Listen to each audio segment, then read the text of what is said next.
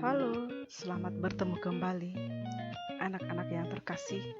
Hari ini kita akan belajar tentang jarak dalam ruang. Ini merupakan pertemuan pertama kita.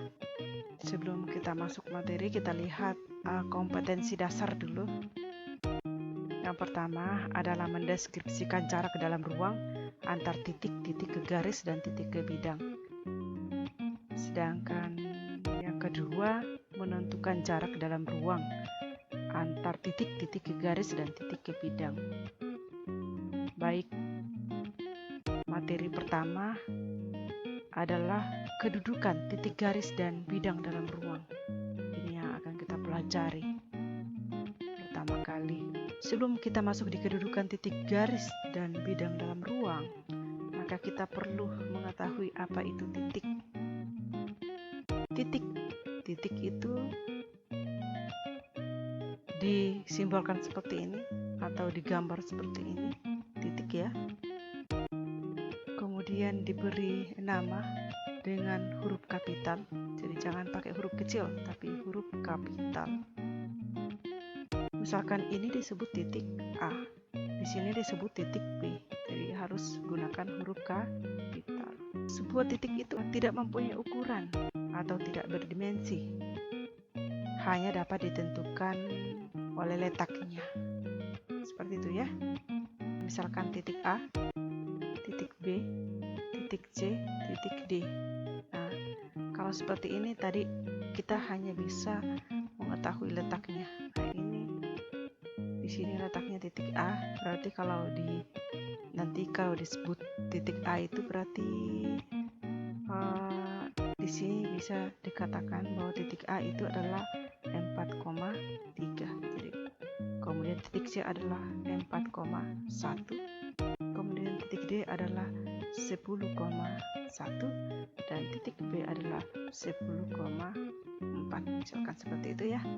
Jadi hanya bisa ditentukan letaknya tetapi tidak ditentukan besarnya. Berikutnya adalah garis.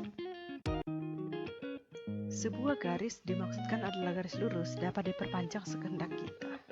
Sampai di mana yang kita bisa gambar ya. Sebuah garis hanya dilukiskan sebagian saja yang kita mampu melukis. Nah itu yang bisa digambar. Bagian dari garis ini disebut wakil garis. Contoh seperti ini. Nah ini adalah garis G. Jadi penamaan garis itu dengan huruf kecil, jangan huruf besar. Tadi titik harus dengan kapital, tetapi kalau garis berarti huruf kecil. Beda garis dengan ruas garis. Kalau garis itu tidak bisa ditentukan panjangnya, tetapi kalau sudah disebut ruas garis seperti ini ya. Kalau garis itu dibatasi oleh dua titik, misalkan titik A dengan B, maka ini disebut ruas garis AB atau segmen garis AB. Nah, nanti kalau sudah jadi ruas garis AB atau sudah jadi ruas garis, maka bisa ditentukan panjangnya. Contoh di sini, Ibu sudah taruh titik B dengan titik A di sini. Maka AB ini bisa ditentukan panjangnya. Misalkan seperti ini ya. Ini berarti ini sudah bisa ditentukan panjangnya. Maka disebut sebagai ruas garis AB atau panjang ruas garis AB sama dengan 6,08. Misal contoh yang lain lagi, misalkan ini yang Ibu gambarkan garis berwarna merah di sini. Misalkan ini adalah garis G ya. Tadi kan F, sekarang garis G. Nah, kemudian di garis G ini belum bisa ditentukan panjangnya. Tetapi kalau misalkan sudah dibatasi dengan titik C dengan titik D, maka sudah bisa dihitung panjangnya. Panjang ruas garis CD seperti itu. Berapakah di sini kita bisa hitung? 1, 2, 3, 4, 5, 6 satuan panjang. panjang. Kita lanjut. Bidang adalah sebuah bidang, dimaksudkan adalah bidang datar ya, dapat diperluas seluas-luasnya. Pada umumnya sebuah bidang hanya dilukiskan sebagian saja yang disebut sebagai wakil bidang. Misal seperti ini, misalkan ibu langsung ke kubus misalkan. Jadi kalian lihat ini yang warna hitam ya. Ini misalkan ini adalah sebuah kubus, bukan misalkan, tetapi memang ini adalah gambar sebuah kubus. Kubus apa? A, B, C, D, E, F, G, H. Nah, untuk yang hitam ini misalkan bidang alas, tetapi ini misalkan disimbolkan adalah bidang alfa. Nah, ini luas ini. Jadi sampai kita ini tidak bisa diperluas sampai seluas-luasnya ya, seperti tadi. Kemudian di sini kalau wakil dari bidang itu, maka kita bisa misalkan. Nah, kalau misalkan di sini A, B, C, D bidang. Nah, kalau misalkan di kubus maka disebut sebagai bidang alas kubus. Kita bisa lihat seperti ini. Nah, ini adalah sebagiannya. Kalau kubus maka ini sebagiannya, tapi di bawah ini bisa diperluas seluas-luasnya seperti ini, maka disebut bidang ya. Oke. Kedudukan titik terhadap garis. Kita akan lihat kedudukan titik terhadap garis. Yang pertama, titik terletak pada garis. Jika titik A dilalui oleh garis G, maka titik A dikatakan terletak pada garis G. Contoh seperti ini. Ini adalah garis G, sedangkan ini adalah titik A, maka dikatakan bahwa titik A terletak pada garis G. Ini adalah garis F ya. Nah, yang terletak pada garis F itu adalah titik A dengan titik B. Titik A dengan titik B. Sedangkan yang terletak pada garis G adalah titik C. Kita lanjut. Titik di luar garis. Jika titik B tidak dilalui oleh garis H, maka titik B dikatakan berada di luar garis. Gambarnya seperti ini. Titik B di luar garis H. Ini adalah garis H dan titik B ada di luar garis H.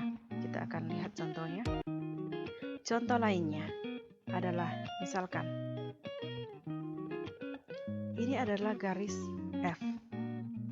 Ini adalah garis F. Garis F ya, garis F. Jadi yang berada di luar garis F adalah titik C. Sedangkan titik A dan titik B terletak pada garis F. Yang manakah yang berada di luar garis G? Pastinya adalah titik A dengan titik B.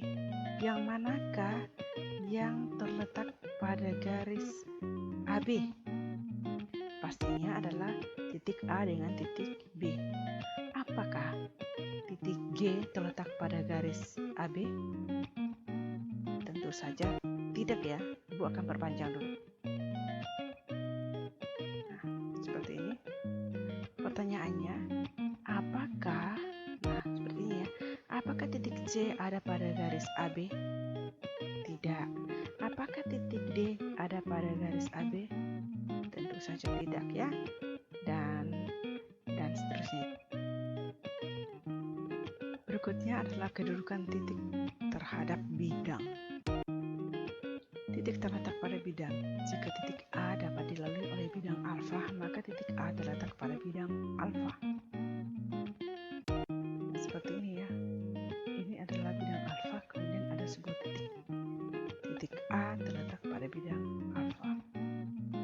Kemudian titik di luar bidang. Jika titik B tidak dapat dilalui oleh bidang beta, maka titik B dikatakan berada di luar bidang beta. Seperti ini.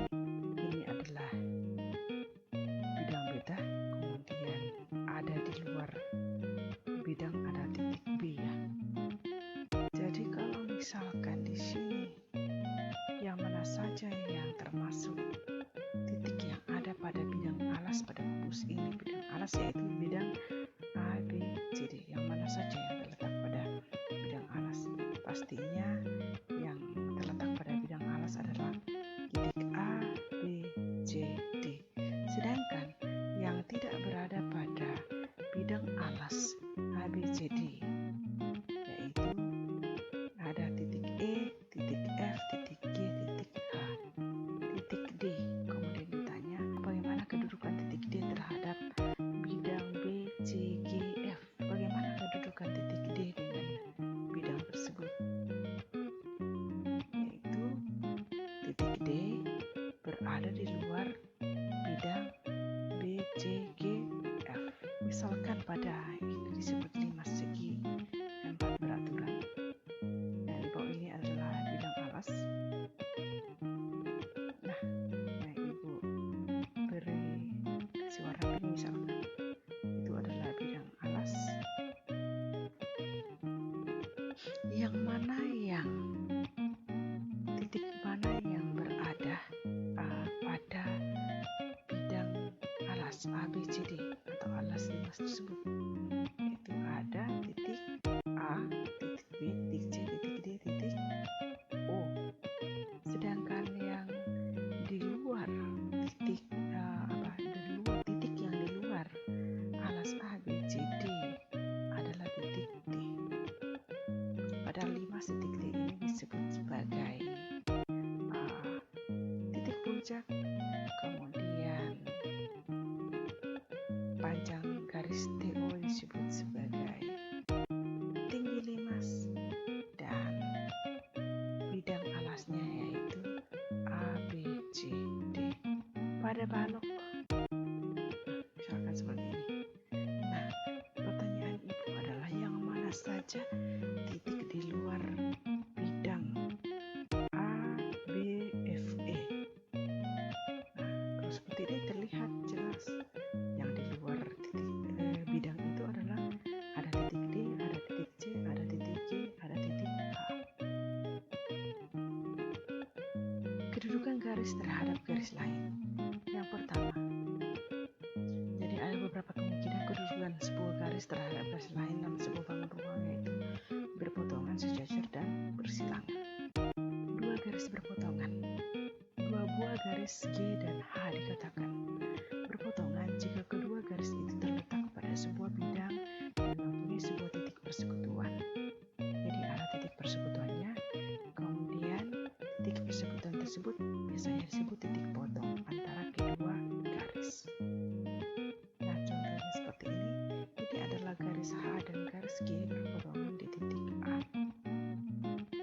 Kemudian di sini ini bukan garis yang berpotongan, tetapi di sini adalah dua garis yang berimbit. Karena dia berimbit, maka terlihat hanya satu garis saja.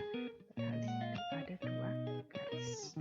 Misalkan pada kubus A, B, C, D, E, F, G, H, yang mana sajakah yang merupakan garis berpotongan, yaitu garis AB dengan BC. Jadi ini kalau Ibu perpanjang garis-garis ini seperti ini ya, kalau diperpanjang maka terlihat jelas bahwa garis, contoh ya, garis AB dengan garis BC berpotongan di titik B. Titik B ini merupakan titik persekutuan. Nah, seperti itu ya. Oke, titik apa lagi kalau ini diperpanjang seperti ini?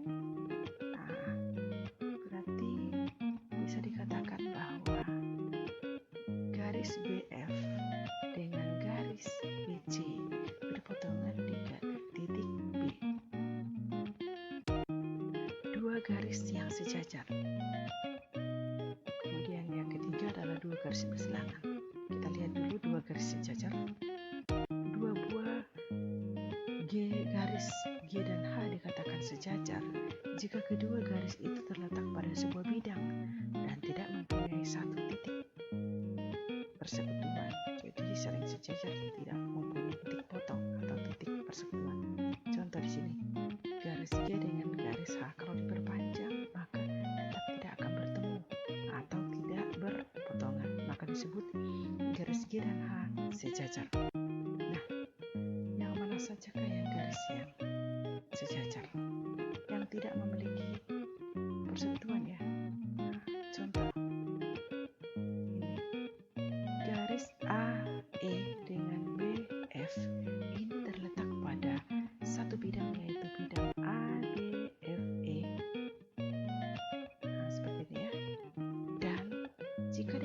panjang sampai kapanpun tetap tidak akan berpotongan. Kenapa? Karena jarak di antara kedua garis ini adalah sama. Yang mana saja garis-garis yang sejajar, yaitu AE dengan BF dengan CG dengan DH, itu sejajar. 4 garis itu adalah sejajar. Mana lagi? BC dengan AD dengan FG dengan EF, itu adalah garis yang sejajar. Mana garis yang sejajar dengan EF? Kita hapus dulu garisnya.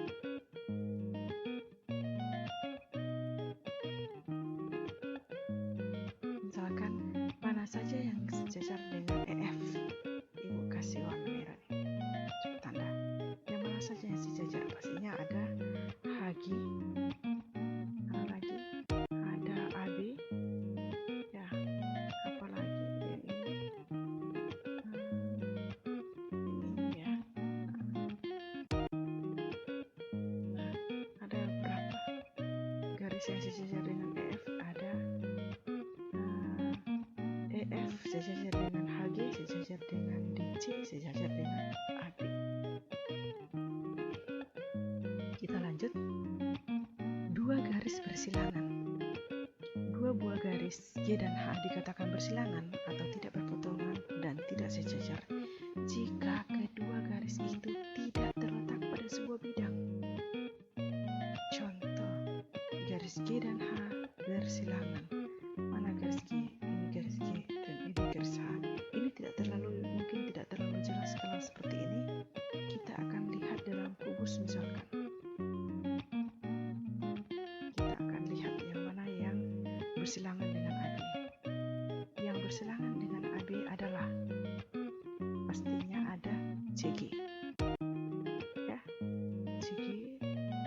Mana lagi yang bersilangan dengan AB? DH. Kan dia tidak ya. Terus apa lagi? Kalau HG itu sejajar dengan AB. Yang mana lagi ya? Yang ini FG.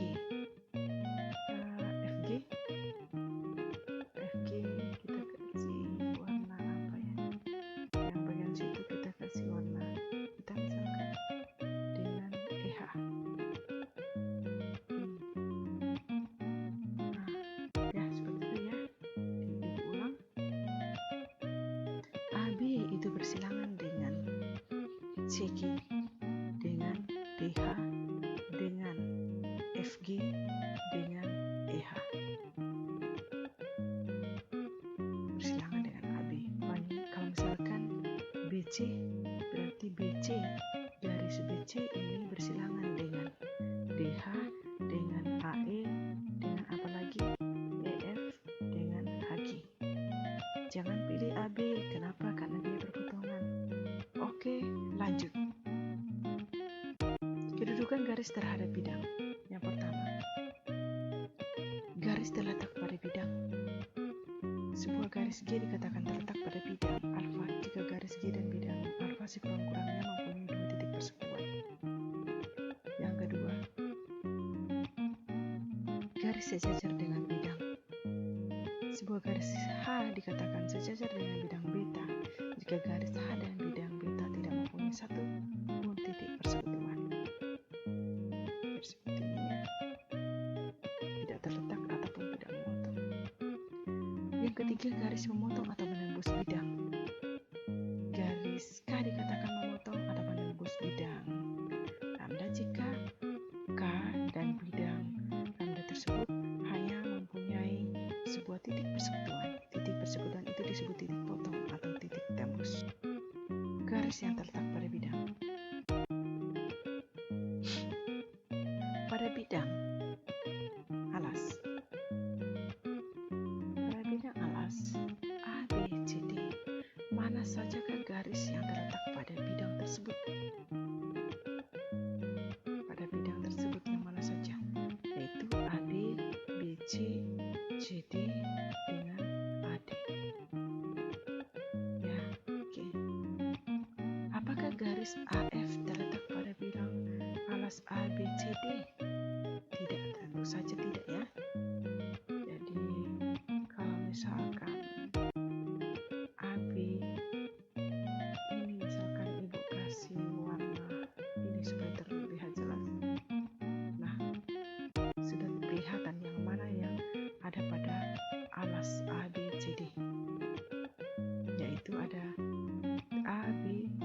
BC, CD dengan apa lagi? DA. Sedangkan yang ada pada tutup EFGH, misalkan kita kasih warna EFGH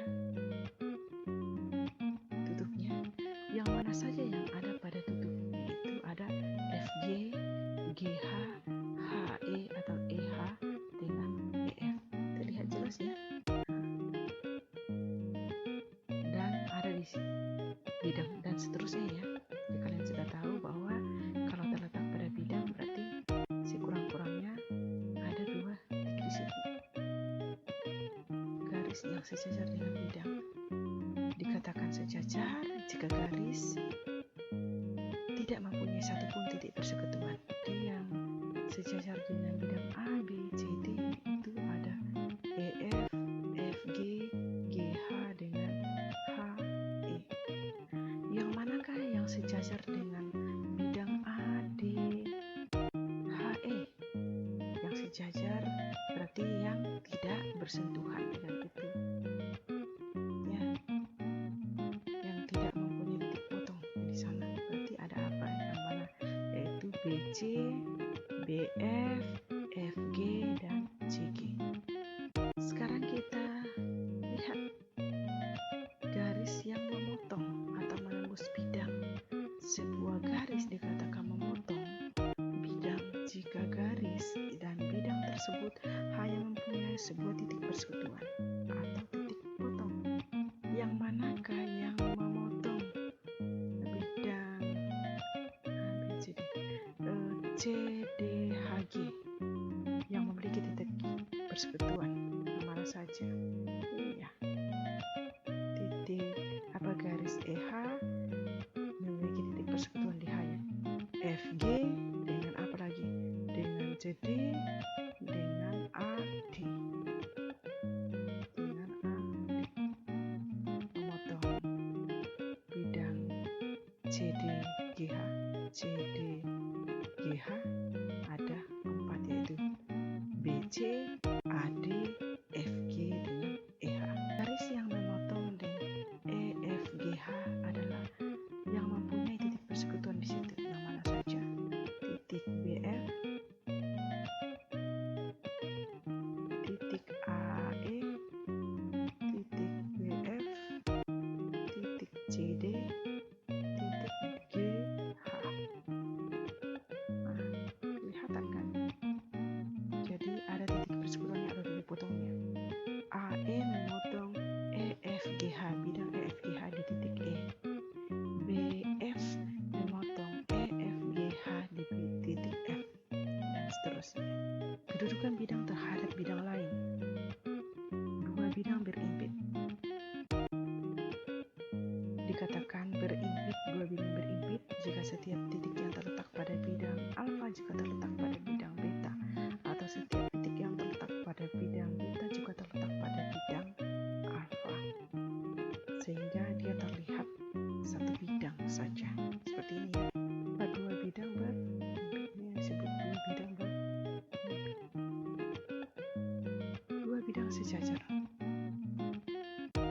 Bidang alfa dan beta dikatakan sejajar jika kedua bidang itu tidak mempunyai satupun titik persekutuan. Yang manakah yang disebut 2 bidang sejajar?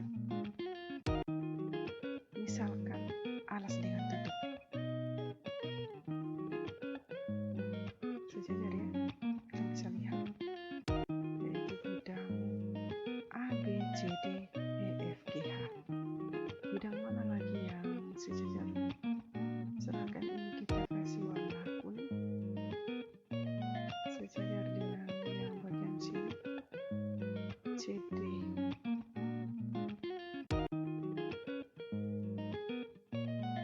ya, ini yang disebut 2 ya. Kalian bisa lihat 2 bidang berpotongan. Yang mana yang disebut 2 berpotongan? Dia akan berpotongan jika kedua bidang ini tepat memiliki sebuah garis persekutuan. Garis persekutuan atau garis potong merupakan tempat kedudukan titik-titik persekutuan bidang alfa dan beta. Jadi mempunyai garis persekutuan atau garis potong.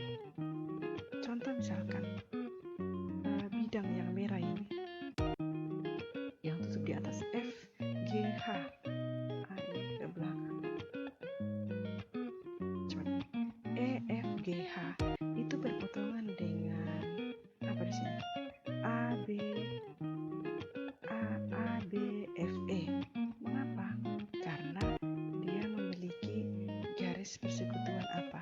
EF atau titik potongnya. Atau seperti ini, kalau ini diperluas,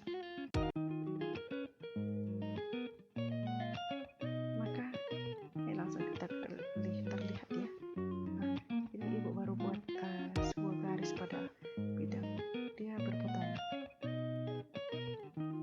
Itu ya, banyak yang berpotongan di sini, yaitu yang alas dengan samping sini, tutup dengan yang samping sini, kemudian alas dengan samping, alas dengan samping sini, dan seterusnya. Jadi memiliki garis persekutuan atau garis potong. Nah, selesai materi kita tentang kedudukan titik, garis, dan